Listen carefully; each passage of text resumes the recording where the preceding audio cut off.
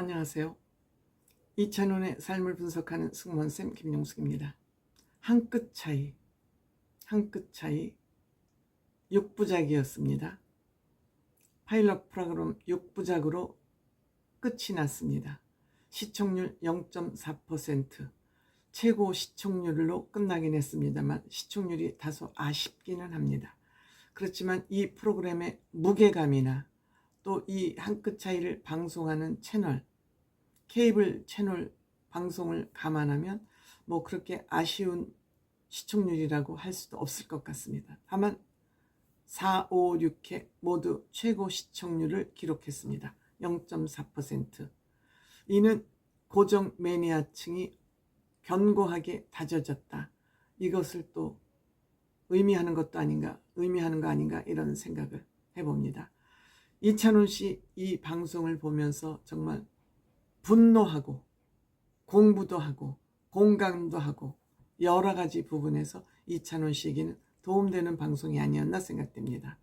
하지만 이것이 정규 프로그램으로 편성될 거다 안 될 거다 하는 예고는 없었습니다. 예고가 없다는 것은 끝나면 아쉬움으로 그동안 시청해 주셔서 고맙다든지 이런 메시지, 이 MC들의 그런 아나운스먼트가 있어야 됐었을 텐데 그건 없었습니다. 아마도 정규 방송으로 편성될 확률이 굉장히 큰 것 같습니다. 마지막 인사가 없었다는 것이 이를 의미하죠. 저는 정규 방송으로 편성될 것이라고 믿고 편성되었으면 하는 그런 바람을 가지고 있습니다. 이번 주 심리 키워드는 집착이었습니다. 집착. 마음속 깊은 곳에 누구나 있지만 감추어 두고 싶고 밖으로 표현하면 왠지 부끄럽고 수치심 같은 것이 불러일으킬 것 같은 그런 마음의 비밀, 본인 마음속의 비밀, 이것을 집착이라고 아마 생각합니다. 이번에 집착러는 나쁜 여자죠. 요즘 여자들 무섭습니다. 예전에는 이렇게 범죄를 저지르는 사람들이 주로 남자였다면 요새는 남녀를 가리지 않고 범행에 가입하거나 범행을 저지르는 것이 특징입니다. 여성들이 그만큼 남자만큼 대담해졌다. 이것을 아마 단적으로 표현하는 거 아닌가 이렇게 생각이 듭니다. 이 집착러는, 이 여성은 간호사라고 합니다. 약물을 다루고 약물의 조회가 있는 간호사라고 합니다. 또한 이 간호사로 일을 하다 보니까 컴퓨터를 다루는, 기능적으로 컴퓨터를 다루는 그런 실력이 있는 사람이죠. 병원에서 일하려면 그건 기본으로 갖춰야 되죠. 요새는 모두 전산 시스템에 의해서 진료 시스템이 이루어지기 때문이죠.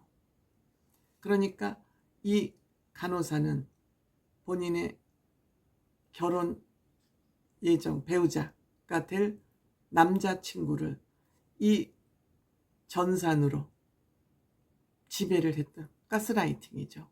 지배를 했던 것 같습니다.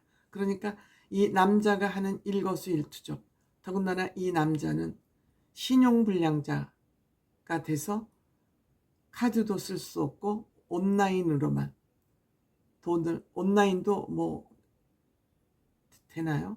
온라인은 되겠죠. 저도 잘 금융 시스템을 잘 몰라가지고. 그러니까 모든 이 남자친구의 경제활동부터 정신까지 지배를 하려고 모두 지배를 해왔고 이 남자는 지배를 당했습니다. 그리고 이거 회생 신청을 해서 어느 정도 회생도 해서 50% 정도 매월 그 회생 절차를 밟아서 빚을 갚아가고 있고, 또 아버지 사업을 이어받기 위해서 한 3일 전쯤에 아버지 사업을 이어받기 위한 그런 준비도 마무리가 된 것 같습니다. 그런데 이 간호사 여자친구가 13만 원을 남자친구가 어디에 계좌이체한 것을 확인하고 이 남자친구를 의심하기 시작한 겁니다. 감히 나를 배신해? 용서할 수 없어.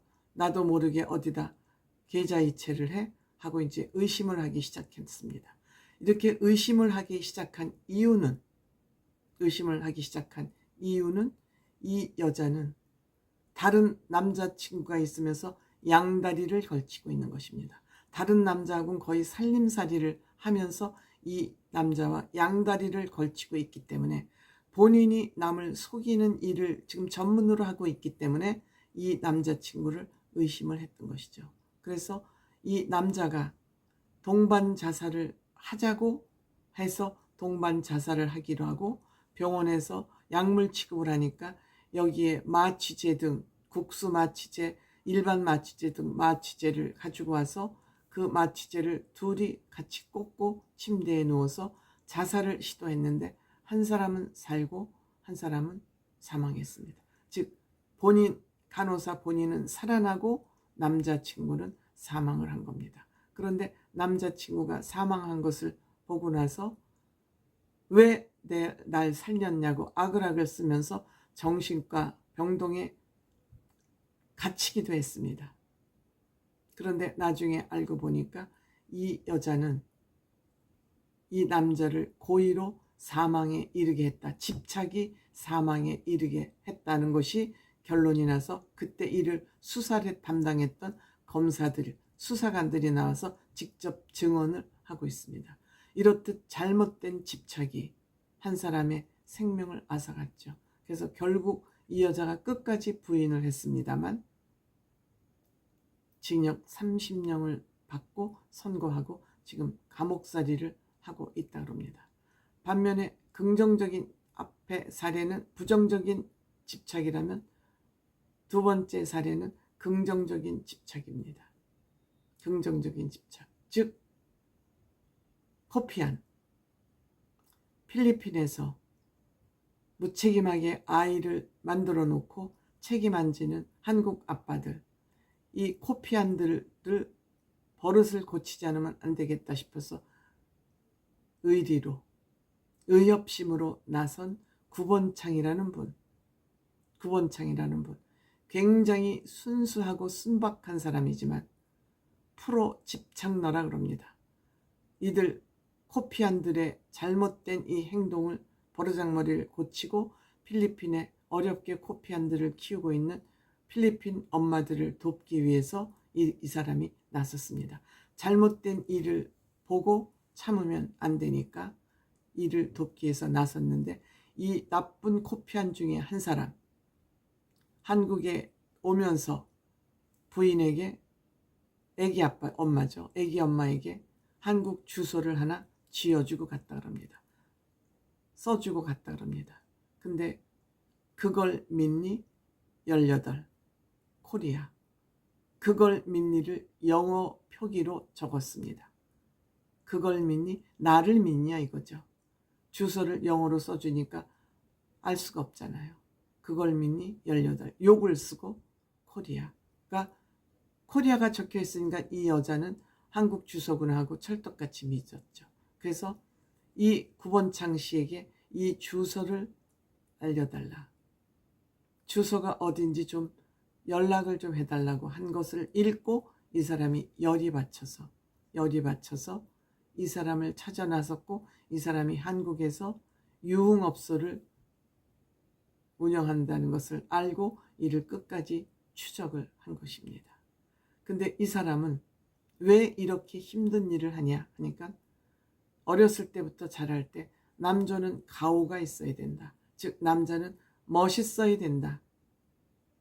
는 교육을 받고 자라서 양육비 청구 소송을 전문적으로 해서 이 양육비를 받아내는 그런 일을 하고 있답니다. 이 주소를 보자 이찬원 씨는 분노를 터뜨리기 시작했습니다.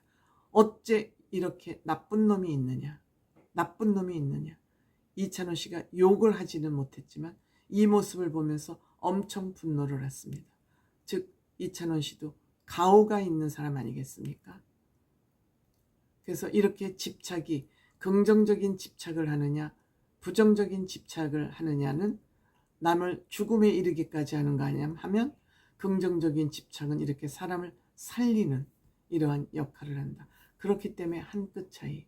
생각을 똑같은 집착을 가지고도 어떤 쪽 방향으로 방향을 트느냐에 따라서 사람을 죽이기도 하고 사람을 살리기도 한다. 이 과정에서 또 돈 문제, 모든 것이 돈 때문에 이 한 끗 차이가 다 일어나는 일이 아니겠습니까? 생활비 문제 얘기가 나왔습니다. 박지선 교수는 돈 관리를 부부지간에 어떻게 하냐 그러니까 우리는 육아 통장을 만들어서 육아하는 데 필요한 통장에 돈을 남고 서로 수입은 참견하지 않는다. 홍진경 또한 생활비 통장을 별도로 만들어서 거기 생활비에 필요한 통장에 돈을 서로 넣고 나머지는 타치하지 않는다. 너무 저는 이런 얘기를 들으면서 인정머리 없다. 이러려면 결혼을 왜 하나 싶은 생각이, 제가 이것도 꼰대스러운 생각일지는 모르겠습니다만, 그런데 이찬원 씨는 만약에 아내가 이찬원 씨의 통장을 보고 거기에 침을 흘린다면 어떻게 할 것이냐 물었더니 이찬원 씨에 대한 얘기는 여기서 풀어내지 않고 미방 부분에서 풀어낸다 그럽니다. 이만큼 이찬원 씨의 얘기는 모든 사람의 관심을 가지니까 그것만은 또 별도로 떼어내서 미방 부분으로 떼어내서 또 많은 사람들의 관심을 끌려고, 즉 이찬원 씨를 고리로 해서 방송사에 수입을 올리려고 그러는 것 같습니다.